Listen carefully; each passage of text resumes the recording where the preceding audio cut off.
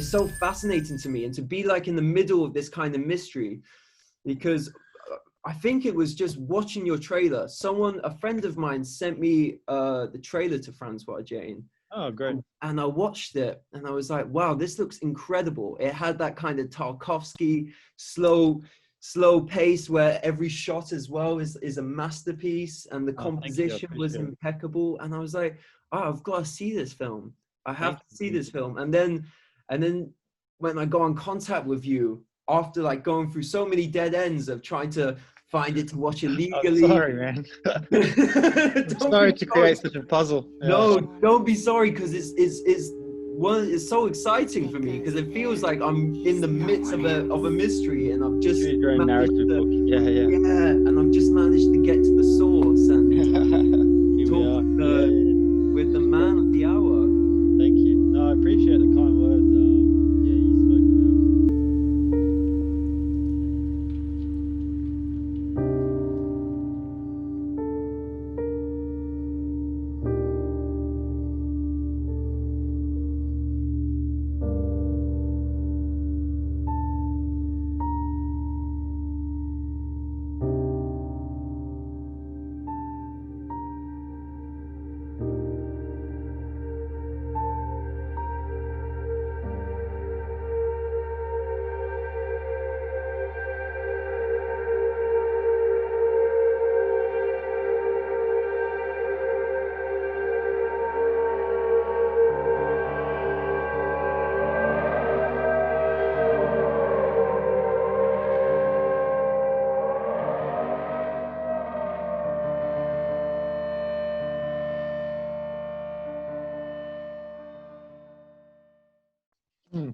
I started off writing a really traditional film, and then living in Paris, I got access to some amazing exhibitions, and I went and saw an exhibition by Bill Viola, a video installation artist, American.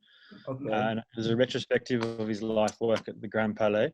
And I was in there for about 2 or 3 hours, and I left with my knees shaking. It was absolutely fantastic. And I thought, okay, I've got to turn this project into something abstract. Just has to be that way. And everyone was telling me, oh, it's such a big risk. It's your first sort of fictional feature film. You sure you don't want to do something more accessible? And as soon as someone used that word accessible, I said, okay, it's got to be absolutely abstract. And I hate that word accessible. It's just plagues the film industry and television. And I just thought, no, I've got to do something really expressionistic here. And not for me, but for everyone involved. And it started that way. I redesigned the script and the narrative in a really non-linear fashion, playing with the reality of the lead character in and out of his reality. And then I would take all, the cinematographer, I would take people like script supervisors, producers to see this exhibition while it was still running. We went and saw some of his work in Vienna. Phil was got a train over for a weekend. Dived into various books of photography, photographers that I liked. I wanted to influence the project, like Henri Cartier-Bresson. His style and his compositions, although still life, were, each photo for me of his was a masterpiece. So that really influenced it. And then as soon as we started shooting, and the very first day we looked at the shot list, and there was 20 shots on the list. I said, no, this has to be 5 or 6. Yeah. And I wanted to create sort of a canvas and let these young actors that I chose experiment and play, 5-6 minute takes over and over again, and let them create it as I was. More of a collaboration than me, pulling the strings. I just created a sort of an atmosphere. Stage, a canvas for them to just play and develop the characters. And sometimes I feel like the lead Francois Jane, his name's Pearse. He was sort of going home and coming to set in character. Yeah, he strikes me as someone like that. He's got that he's got such an air about him on screen, like such a presence. His audition as well changed the role. We had really unorthodox audition process. I cast 70 people before him, 71, He was number 72. Yeah. And I've never really been a big fan of the traditional casting process where people come in for 5 minutes, say their lines, and walk out, and you don't even know the person as the director.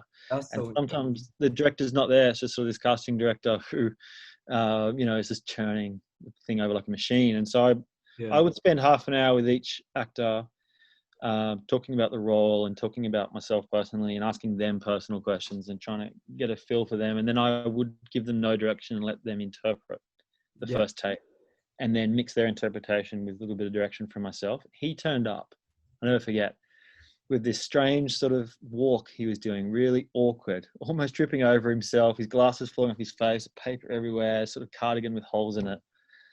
And we were having a cigarette outside the little casting studio in Paris. And he said, this guy kind of came up, snuck up on me and poked me. Patrick, yeah, can I help you? He's like, I'm here for Francois Jane. And the opening scene was for the casting, and it goes, the original text goes for about 12 minutes. And everyone, and also being in English, not their first language, most actors in France, they would turn up and say, look, I don't know all the lines, but I got my script here. He knew every line, every word. He was in the memory bank. It was amazing. And he delivered the most eccentric performance. And after one take, I just knew, it's this guy for sure. And we got him back 2 or 3 times, and he played with a few different actresses. And then, he got the role, and we had a great time making it, and we're friends now, really close, and hope it stays that way. What was it? His choice to dye his hair blonde? No, that was me. They were both brown. They had both brunettes, the actor and the actress originally. And again, I wanted something abstract and outside of reality. And it was along the lines of the art direction. We took all the cars out of all the streets. We took boats off the sand during shots. There's really no people in Paris. It's just this sort of surreal world. And so for them, I wanted them to be a little bit dystopian. So, we dyed their hair platinum blonde. In a day and age where everything's so accessible, where if I just wanted to watch a obscure film, I would be able to find it somewhere. Yep. I could find it illegally. I could find it, on any kind of, on the multiple streaming platforms that are accessible. But you denied access to a film that I really want to see when I watch, the trailer. I was secretly hoping that Francois Jane would turn up on Pirate Bay. I think that would be my biggest accolade. I'd be so proud. I think that would just be like, that'd be an Oscar for me. Yeah, that would be a Palme d'Or. Yeah, it'd be incredible. Has anyone previously tried to contact you before and go, well, dude, where can I find this film? Yeah, it happens quite often. Does happen quite often. At one stage, it was happening a few times a month, and then it goes quiet for a while, and then I'll get an email here and there, and be like, oh, look, contacted this. I saw it was in this museum. I can't go to that country.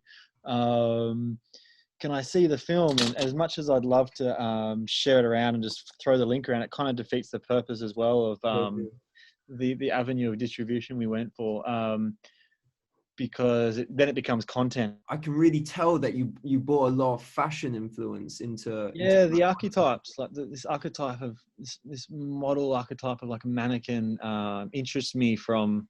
I did a feature documentary about a fashion designer, Australian, making her debut in Paris Fashion Week. Yeah.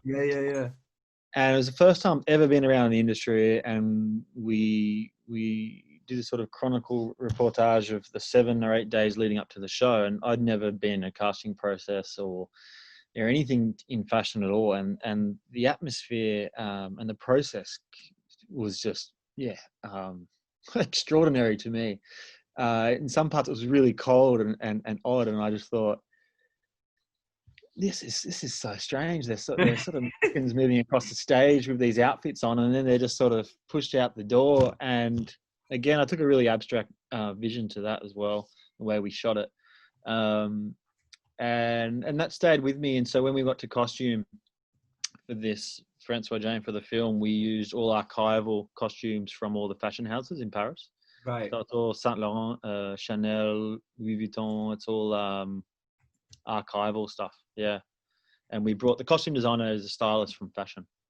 That's really cool. Fashion designers these days are the new rock stars. You know, you have Yeah. like Virgil Abloh, and Hmm. it's I think it's important in cinema now to recognize that and let fashion be as much an influence and considered as Yeah. much an art form as anything else. And It you can really really is, and yeah, I didn't have respect for that either, or understand it before I did that documentary. I saw Kim working on the pieces and handling the pieces and talking about what went into the pieces and everything that influenced her. They were all the same artists, which influenced me just in a different way. yeah, You know, it could be a painting or an impressionist artist and a canvas that she saw at a tableau in a museum somewhere, and it influences me in a totally different regard. But I had this newfound appreciation for the art form that is fashion design, and I yeah. thought, why not use it in film? Could you explain to me a bit of the trip scheme? Because I don't really understand. I don't think we have something like that in the UK. Yeah, I mean, it's a tax rebate where I think it's when we did it, we were the first film to receive it under 2 million euros, I believe it was at that stage. Might Yeah, be a higher threshold now. And it was 20% when we did it. Now it's 30, I believe. Could be wrong. And it's a 30% rebate on expenses in France, and you have to meet a criteria. So you have to have a certain amount of French cast and key personnel, lead actors.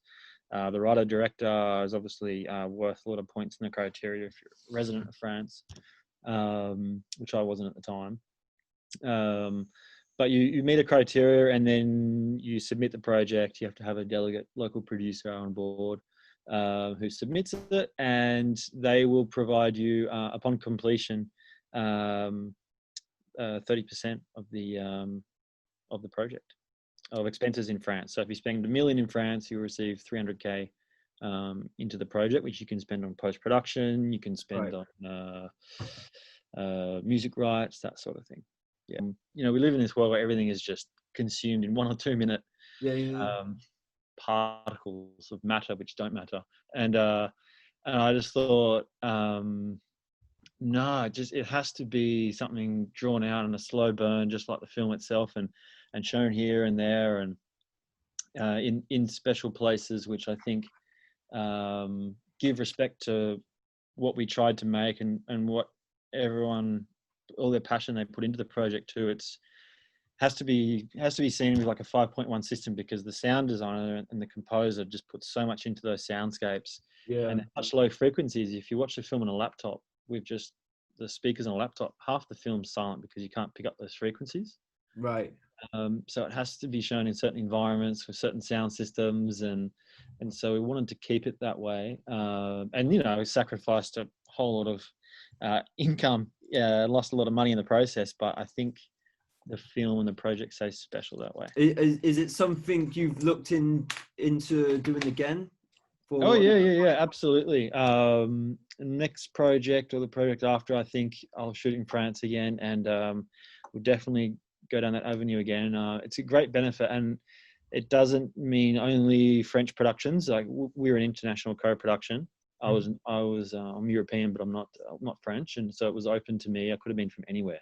yeah, Um, and it just helps. It's good public funding, and a percentage of tickets at cinema and aftermarket sales online goes back into that fund in France. It's taxpayers' money, and it's a great little merry-go-round. You know, good. It's the French appreciation for the arts. It's part of their culture, and without that, we wouldn't have had the freedom that we did. You know, it probably put an extra 2 weeks into our production.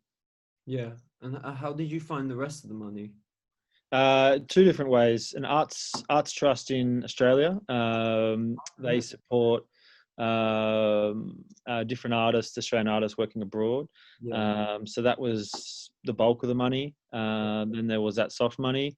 And then myself and a US producer put a little bit in at the end to get us across the line with post-production nice. in the States. Was the idea to just distribute it in the way that you have something you plan to do, or is that something Absolutely that not. No, absolutely no, not? You were planning to go no. down the traditional route. No. I mean, the film itself wasn't an abstract to start with, so we were looking at a traditional distribution, you know, film festival, Yeah, distributor, worldwide or per territory, international sales agent, you know, all that. And we completed the film, and we had the director of Berlin Film Festival at the time watch it privately in a cinema in New York. Nice. He watched it with our publicist there with him, and he came out of the film, and they went for a walk in. I wasn't there. They went for a walk in Central Park after watching the film, and they were silent for about 10 minutes. And then first thing he said, he goes, "That's not a film. That's not cinema." That was his first. That's the first thing he said. He's an older gentleman, and he's no longer there anymore at the festival. And I think he had an appreciation for more traditional narrative, which is fine. And the film is polarizing like that. And so it wasn't for him, and it made me and a few other people involved in the project think, maybe we need to just stick to our guns. And prior to that, when we got into post-production, there was two ways to go about it. We could have made quite a traditional romantic drama, cut it up that way, but we kept it really surreal and abstract with the score, the shots, takes we chose. 7-8 minute takes all throughout the film. Some scenes are just one take, and we shot it with a 1.33 aspect ratio. So it was we just went all the way. We thought we're either doing this properly or not at all, and we went 110%. I mean, when we took it to the States to premiere and celebrate there, we went to the MoMA first, and the film department was quite into it, and then the corporate department got a whiff of it, had a look, and said, "No way." No, there is a couple of explicit scenes. There's a 10-minute male masturbation scene, which polarizes some corporate audiences who have sponsors, and was that unsimulated? Yeah, it's pretty raw. Yeah, that's another part of the French cinema tradition.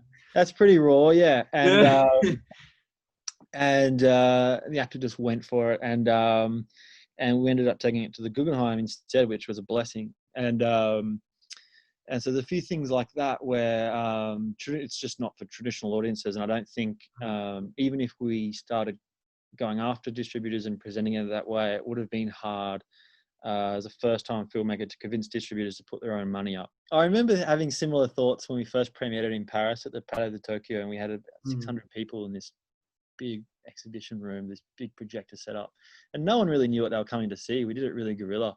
We did a couple of thousand posters all around Paris, right? Just the two actors' portraits with the name of the film and the website and the date underneath it, and people could just go online and register for the premiere, right? On this date. So no one knew, and there was the trailer which you've seen, quite ambiguous. So no one knew what they were going to see, and I didn't know if anyone was going to turn up. I was pretty nervous about that. Once I got people into the cinema, I didn't care if people walked out or applauded or whatever. I just wanted people to get in there. Yeah. And I'll never forget, someone said, "Oh, Patrick, come look outside." About 15 minutes before doors open, there was this line. I've got this amazing photo of line of about 400 people wrapped around the side of the museum. Yeah. And I almost pissed my pants. Like, holy shit! Now I am nervous what people are going to think. Maybe I would have been more comfortable if no one turned up.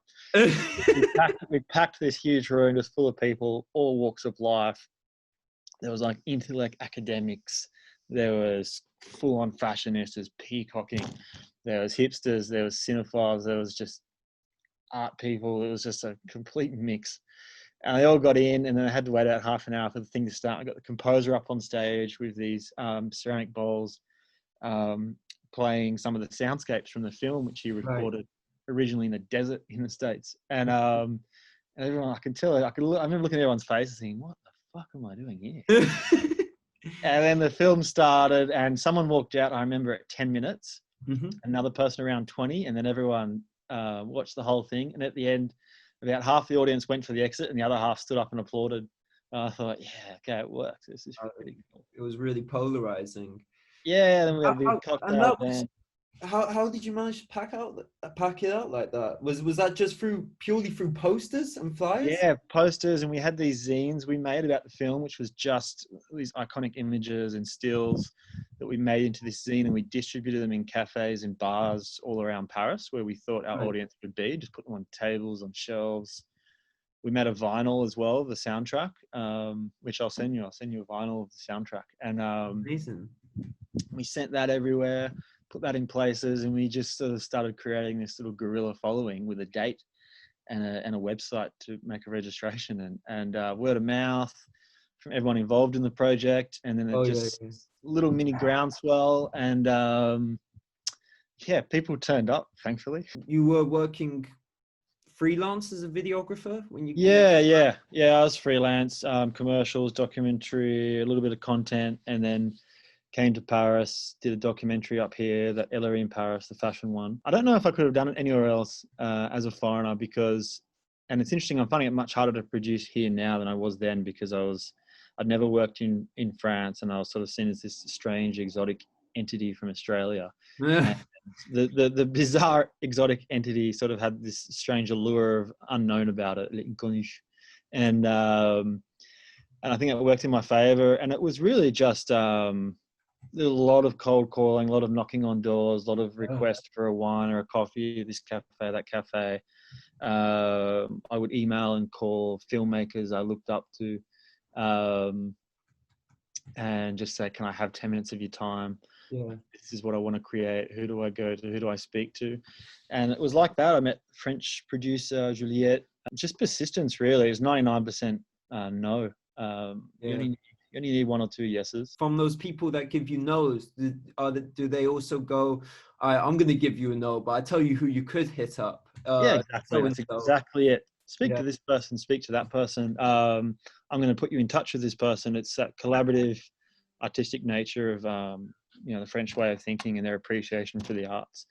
It was, and as well, very rarely would I just get a flat no and then no more discussion. I'd get some really good constructive criticism. You got in touch with some French filmmakers that you were inspired by?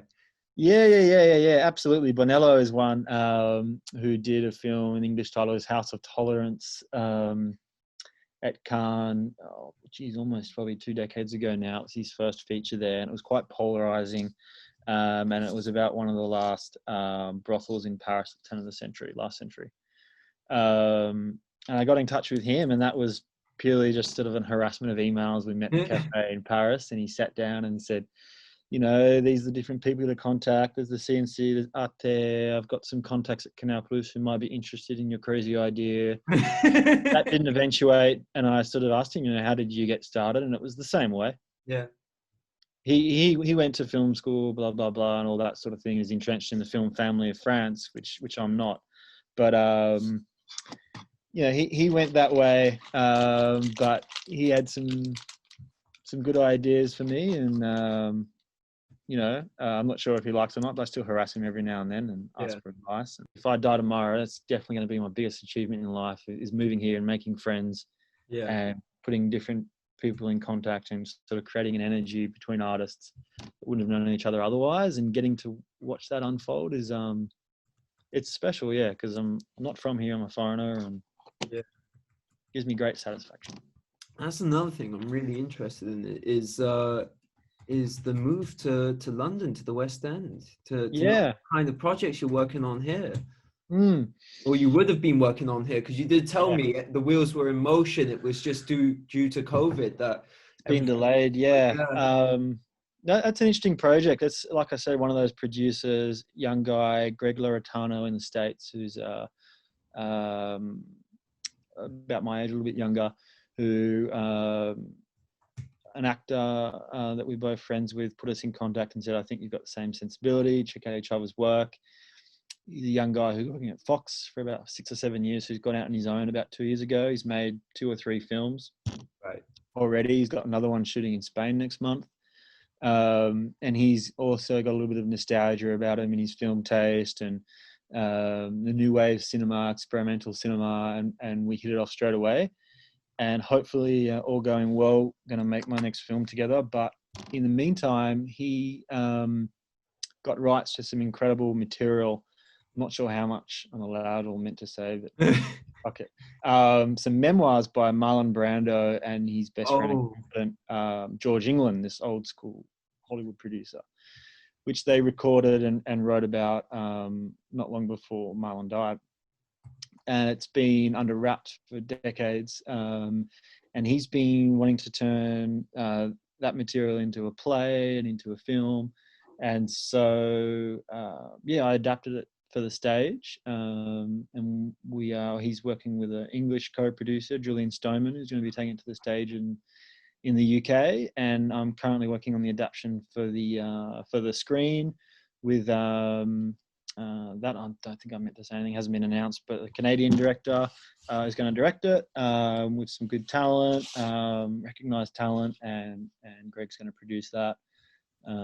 So I'm really excited to be my first play, and I'm really excited. It's again a little bit experimental. I'm really excited to see it come to life on stage and spend some time there during pre-production development, and watch it come alive. That's so fascinating that it's a topic about Marlon Brando, who got his start on Broadway. Yeah, it's been taken to the West End. Yeah, I think that's going to be that sounds like a show that will definitely have a marketing point, because I think younger audiences, especially a lot of friends I know who are in the acting industry, still herald Brando as the godfather of acting, and will quote him all the time. Did you ever see the documentary Listen to Me, Marlon? Yes, I watched that as part of my research because I didn't really know anything about him, to be honest. I knew very little. I'd seen On the Waterfront, Godfather, a few other films. I really didn't know anything about him. So for the first 3 months of writing the script, I spent in a library in New York and just watching material. And it's as much about George England, his friend and co-producer, as it is him, and how they relied on each other and filled a certain void in each other's life, due to the lack of sincere parenting that was not subjected to. It was so fascinating having all this really private, exclusive material, word for word, from Marlon, and seeing this persona, in contrast to this persona that's out there and what people know about him. And he's not wasn't a great human, that's for sure. But the reasons why are so fascinating, I think. Is it going to be a very objective portrayal? It is. Very, very objective. It's no holds barred. It is completely Marlon Brando. It's all true to what I discovered and found in the material I had to work with. Yeah, there'll be an interesting insight into him and George, that era. That is fascinating material just to get your hands on. I couldn't. The more I read, I couldn't put it down. When I first got the material, I think I read it in an afternoon and kept rereading to make sure it was in front of me in my hands. Just to have it in your hands. Because I would assume a material like that, it would be a dogfight to get your hands on. It's an amazing amount of trust from Greg to come to me with that. He'd only read a couple of scripts which I have in development at the moment, and said, "You're the right person to do this." And we both had the same train of thought. It shouldn't be a Marlon Brando biopic. It's not going to be some big Broadway-esque musical about Marlon Brando. It has to be really intimate and focused on this relationship with George. And that, I think, is a true character portrait. And it says more about Marlon, this relationship with this other individual in his life, than all the stuff we already know, because there's no point just retelling all the famous stories of Marlon Brando. We wanted to show really intimate insights into his existence. And not give that bias, he was this great, inspiring actor. I don't care. I mean, I think everyone knows that. So I think him as a person is more interesting because that's what made this actor. I read the article about his conduct with Bernardo Bertolucci on the set of Last Tango in Paris, which also kind of distorted my thoughts on that film.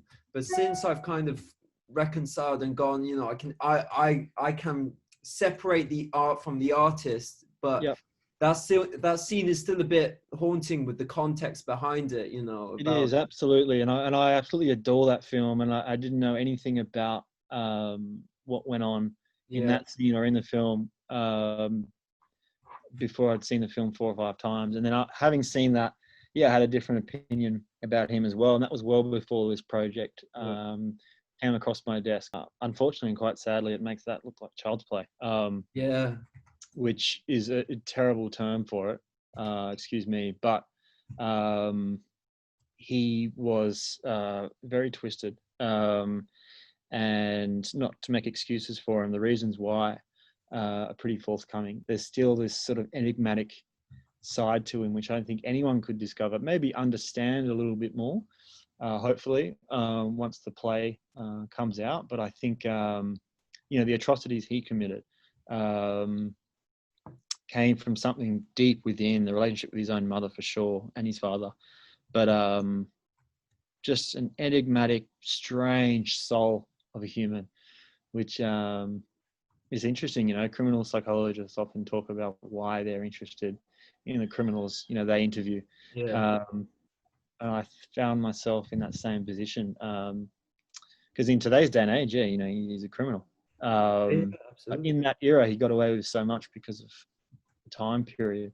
Yeah, I think I Um, think a lot of people involved in the acting industry, especially in Hollywood, got away with some really fucked up shit. Terrible, absolute Yeah, atrocities. But though, you still had ethical decisions to make yeah, as an individual with that much, when you wielded that much power. And he made some pretty poor decisions, which he probably thought were justified. We know they're not. it is. It's so. I just I can't imagine being someone in his position where everyone says yes to me. It's like, Yeah. oh, what do you want to do today? I want to do this. Yeah, sure, go ahead. Like when you're in a position where you're just surrounded by people saying yes and going, oh, Marlon, you're the greatest. Oh, Marlon, Yeah.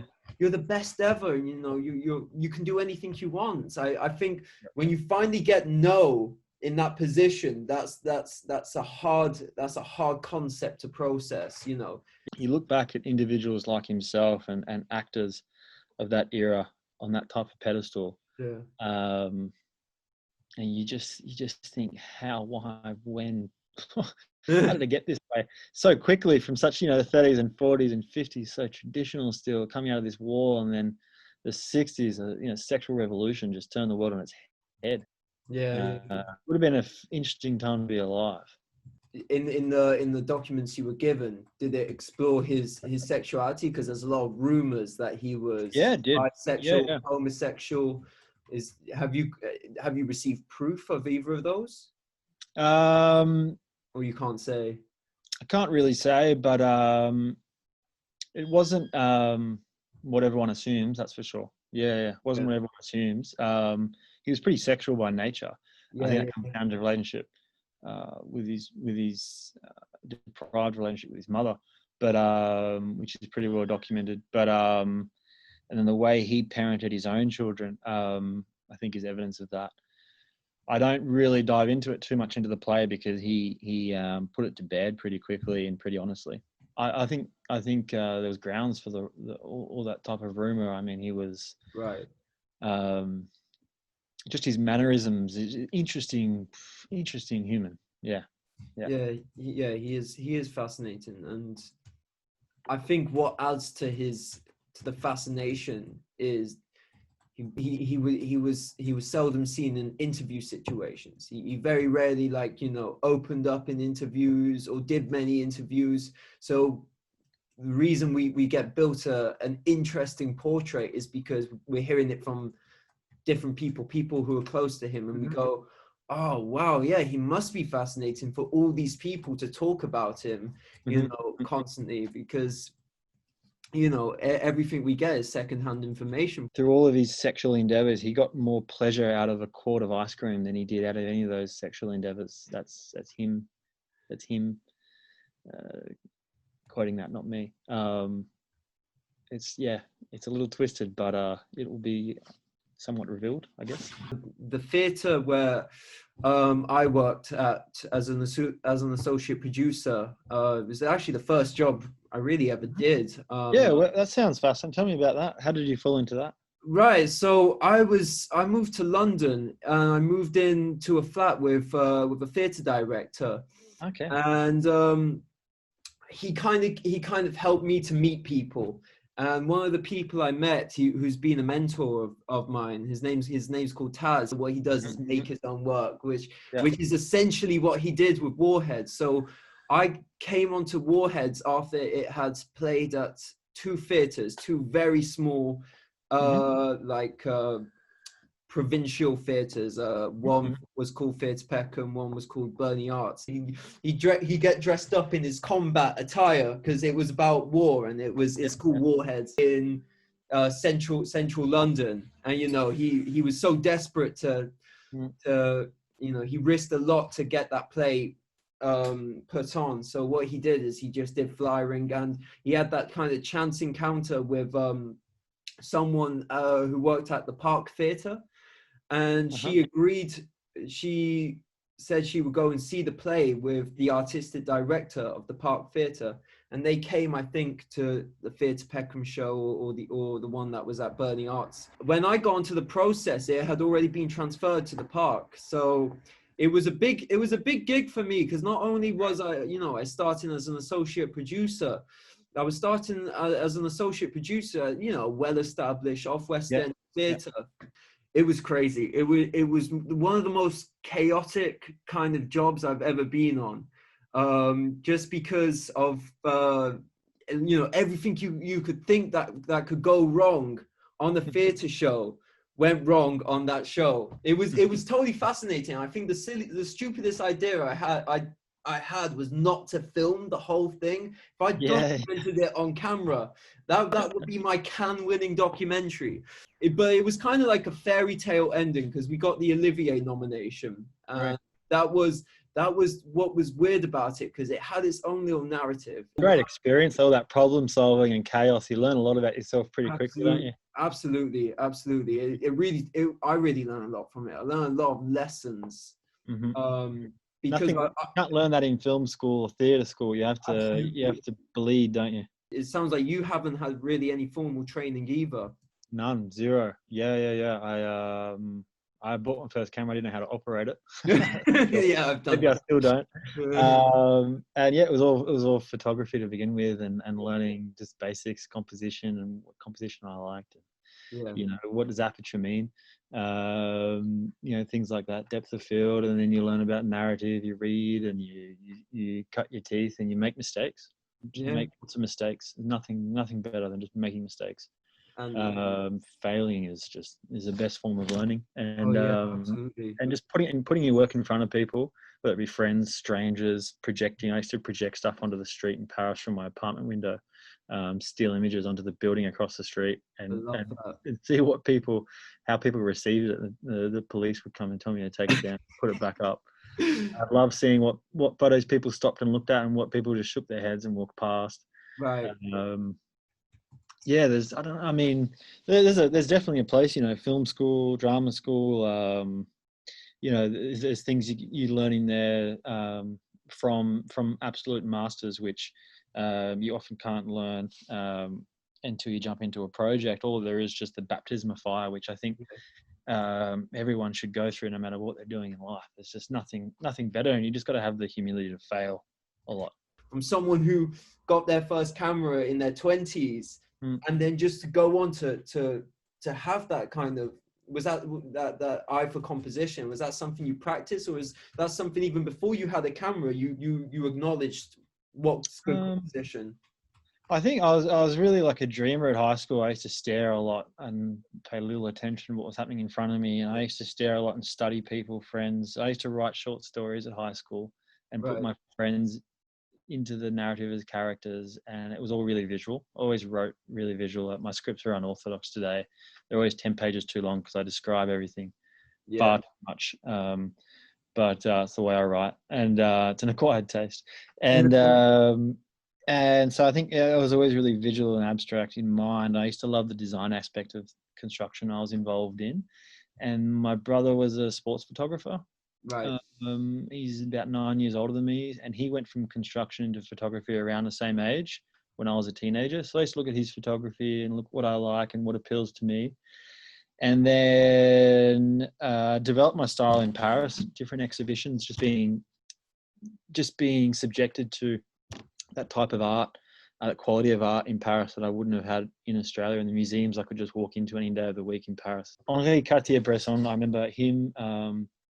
He's really early. He went through this sort of surrealist stage where he was interested, like myself, in André Breton and he would take photos that reflected some of the literature he was reading, and it was something I was doing as well, and it resonated with me, and so I started reading books and then taking photos that I would pair up with that type of literature. Yeah.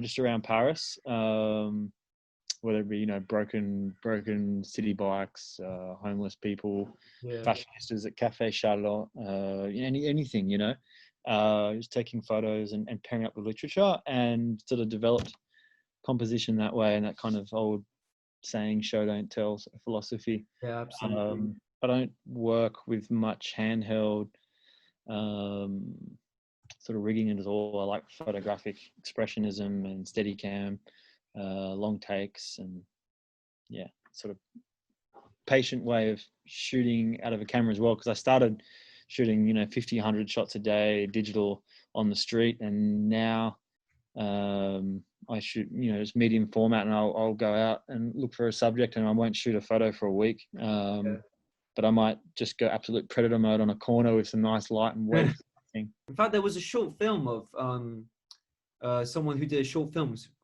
completely through the viewfinder of a medium format camera.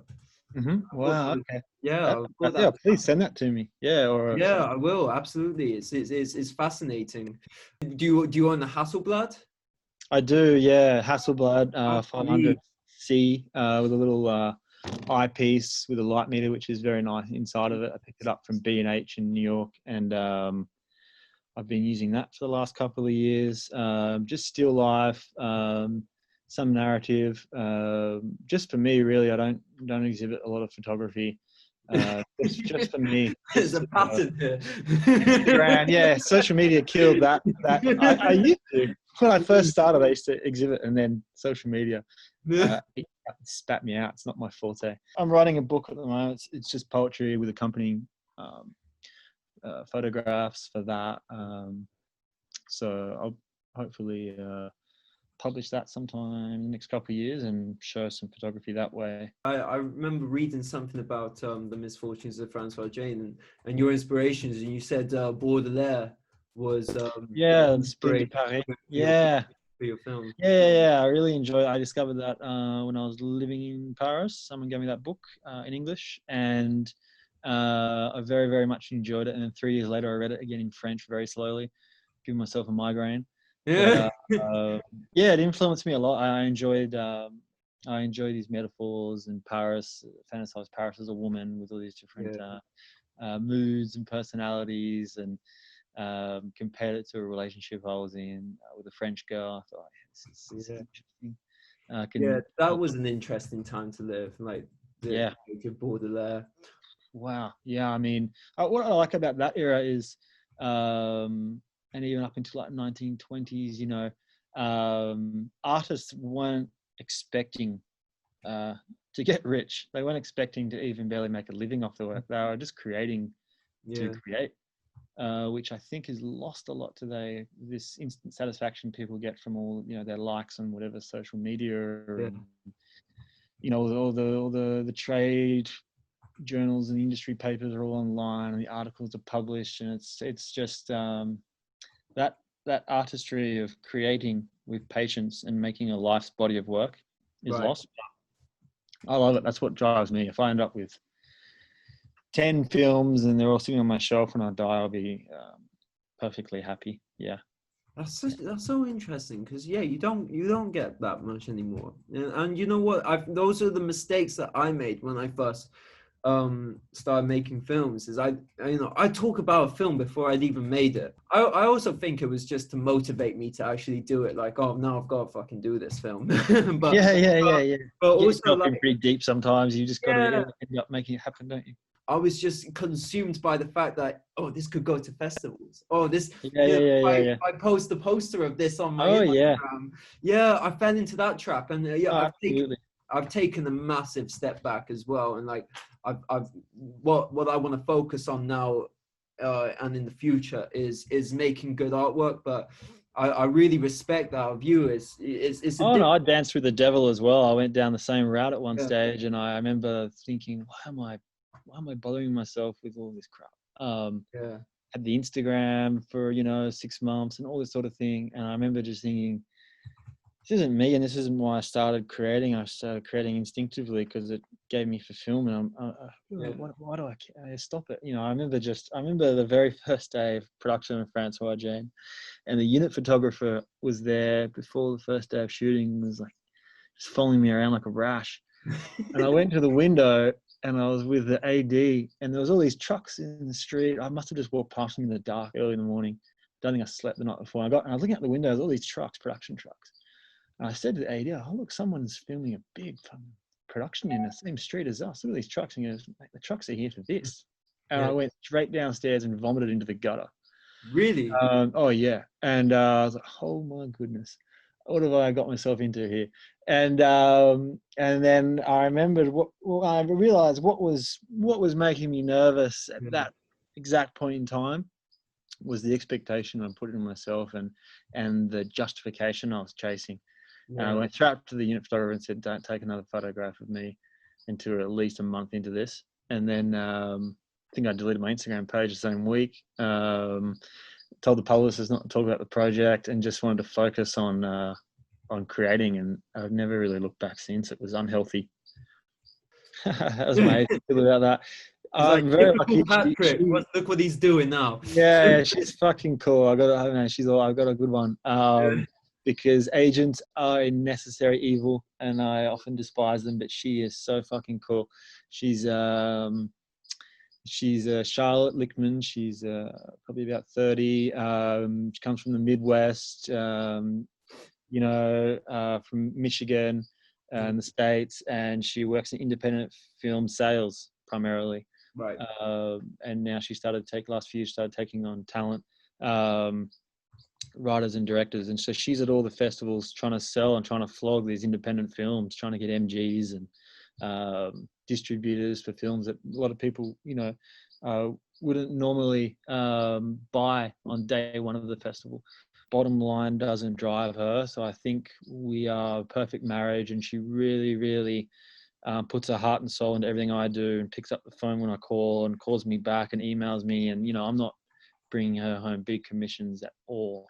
I deal with some of those big agencies in my own agency a lot with talent. And yeah, it's cutthroat. And I can promise you a lot of the agents I talk to who represent talent that I try and bring into projects or in projects I'm working on, they wouldn't touch me with a 10-foot pole because I'm just time consuming to them. But I've fallen into this fantastic working relationship with a great agent who happens to work at one of these agencies. How did you find her? How did I find Charlotte? A manager, again, another one of these necessary evils, was representing me in Los Angeles for a period of time, and had worked at ICM and said, I think you guys should meet. And Charlotte started off by representing one of my projects in development, finance and that sort of thing. And then we spoke about it at Cannes Festival a couple of years ago. I said, do you want to represent me? And she said, yeah, absolutely. And I said, I think you're fantastic. Let's do it. So she was there selling films, representing another director or two. And yeah, it just started really organically over coffee at the back of the festival somewhere. It was just chaos all around me. I couldn't wait to get out of the place. But I stuck around until she had probably 10 minutes of her time. She was very busy. And yeah, she's fantastic. Yeah. Was this before Francois Jane or post Francois? After Francois Jane, yeah, had no representation at that stage, and definitely no representation straight after it. I had to start writing and building a sort of a library of material to present to people the type of work I wanted to do and want to do now and develop. But I tell you what, there was a lot of no's before I found Charlotte. The CEOs, UTAs, WMEs, ICM. Yeah, a lot of people said no for obvious reasons. So, and since then, some agents have come across to represent collaborators. Oh, why don't you come work with me or work here? I represent this person. I was like, no way. No. Yeah. Charlotte for life. Yeah, no, I'm very, very lucky, and she provides great guidance as well, because when it comes to financing and co-producing, I have to do a lot of the groundwork myself and build projects from the ground up. And I can come to her and ask anything. Nothing's outrageous. Nothing's too silly or too stupid. I can ask her anything, and she'll say, no, that won't work. Yeah. Try that, or she'll just be honest with me and say, look, I can't contact those people for you. This stage of the project, they won't listen to me. You haven't done this, you haven't done that. She's completely honest and transparent, and I think we're building something long term, which is nice. And I look forward to repaying all her hard work one day. Yeah. I have the same sense of same feelings towards people who've helped me out as well. You know, I want to find a way to pay them back. You know. Yeah, collaborators especially. A lot of artists have put their time and belief into me for little or no financial return, and I want to find a way to keep bringing them into projects. I collaborate with the same people, key artistic crew on everything. It's one composer, an art director I work with on everything.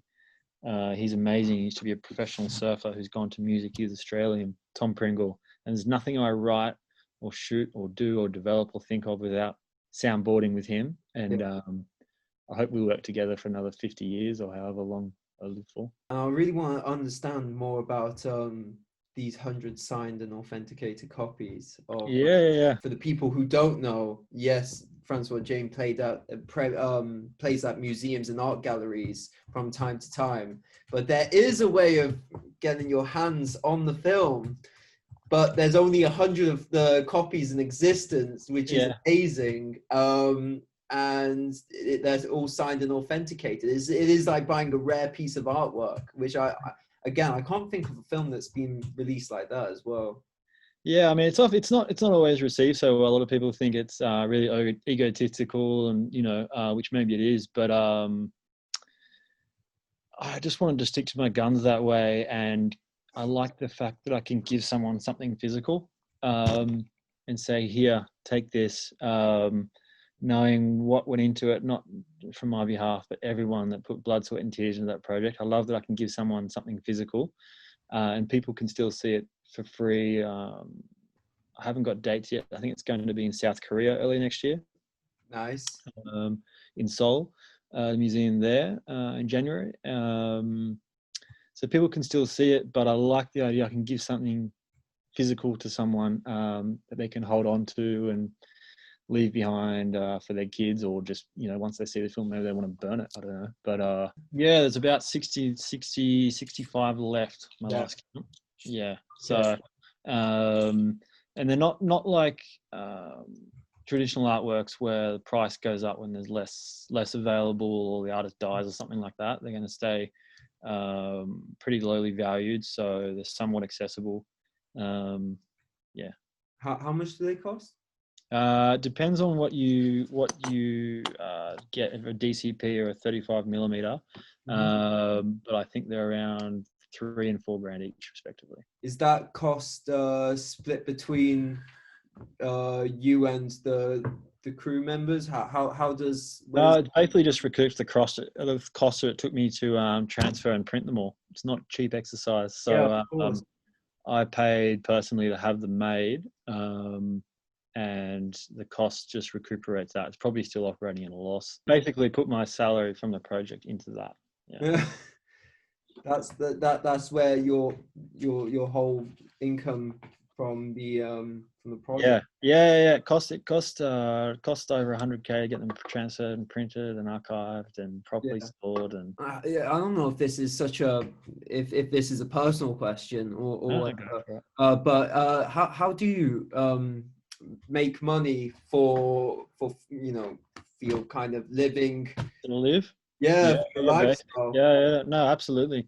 Well, I live down here in a pretty rural area, southwest France. So at the moment, I work contract on agriculturally on other people's farms. I rent my place out here, do hospitality events. I have a pretty low cost of living, which is nice. But that's basically an income. And then when I sell work or exhibit work, obviously it's for sale. Whether it be video installations, some photography, film, and like this theatre project, things like that, obviously take a salary. Live within my means and pretty simple. biggest expenses are probably I do have a palate for wine, good food and good wine, but that's about it. Yeah, Yeah. absolutely. And my dog's expensive. Yeah. Oh yeah. Lots of grooming and eating and vaccinations. I'm moving into a house with my girlfriend, and she has two big dogs called here golden doodles. So Uh-huh. they're massive things. Yeah. Yeah. Beautiful animals. Yeah, but Yeah. how I'm gonna, we're both gonna afford maintaining them because Yeah. they're big dogs, and the diet she puts them on is a weird one. It's a real holistic diet. It's like natural food, like veg, and Yeah, I do all that too. Yeah, I yeah. end up cooking. I end up buying groceries for me and him. Yeah, he's only a little mini Australian Shepherd. He's 7 kilos, Oh, but he eats better than I do. that's real love, though. That's real love. Yeah, it is. Provides No, company, when you're in the house. he's my little man, my son. Yeah, Yeah. he's 2 years old. I love him to death. Are you going to be taking him to London with you? Possibly. Depends on where I'm housed. He's got 20 acres here to run around. I would love to. He's originally from the States. He does the transatlantic flight on my lap in the plane. He's been to Spain, Canada. He gets around. Yeah. Goes everywhere with me. Yeah, there's museums, the theatre, hospitals, and supermarkets is basically the boundary. Everywhere else, he's A pretty on my well-cultured side. dog. Yeah, the beach. He loves. I go surfing, and he sits under the umbrella and watches me. Yeah, Lets me out of the water. Yeah, that's amazing. sleeps on my shoulder.